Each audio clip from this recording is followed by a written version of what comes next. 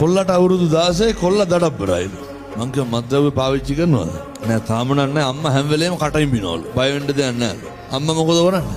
කොල්ලා කටින් බිනවලු හැම වෙලේම. මං අහුවා තාත්තගෙන් දැන් ළමයා මුරණ්ඩු වෙනකොට ළමයා කියන දේ අහන්න නැති වෙනකොට ඔය ඇත්තෝ මොකද කරේ කියලා. ඊට පස්සේ කිව්වා හාමුදුරනේ මං ටිකක් තදට හිටියලු.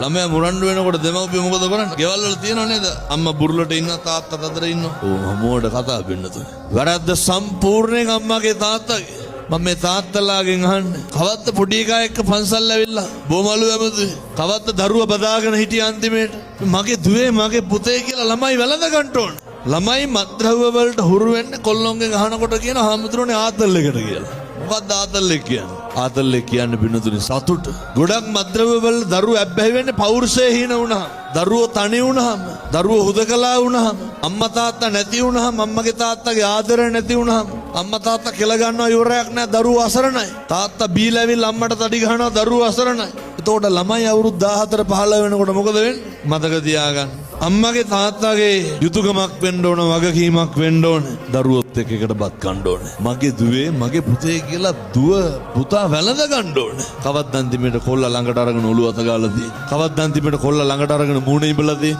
අහනකොට කියන තදට ඉන්නවලු ඒ වුණාට තදට ඉඳලා කරන්න පුළුවන් හරි ආදරණීය තාත්තා කෙනෙක් වෙන්න ආදරණීය අම්මා කෙනෙක් වෙන්න කොච්චරද කියනවනම් දරුවන්ට පුළුවන් වෙන්න ඕනේ අම්මටයි තාත්තටයි පිටු පාණ්ඩ බැරි මට්ටමට හිත ඇදෙන්න ඕනේ. කවදාවත් දරුවන්ගේ පෞරුෂය දරුවන්ගේ කොන්ද ගෙවල් වල කඩන්න එපා. දරුවෝ හීන කරන්න එපා. එහෙම වුණාම මේ දරුවෝ මත්ද්‍රව්‍ය වලට හුරු වෙනවා. ඇබ්බැහි වෙනවා. මම ඒ දරුවන්ට කියනවා අම්මගේ තාත්තගේ සිතුම් පැතුම් මොන මට්ටමේ තිබ්බත් කමන්නේ. එක පොලිසියකවත් නැහැ. අප දෙන්න කවුරු ඇවිල්ලාද? යාළුවෝ ඇවිල්ලා. හැමතැනම ඉන්නේ අම්මා තාත්තා ඇවිල්ලා. මොකක් හරි වැරදුනහම කවුද ඉන්නේ? අම්මයි තාත්තයි.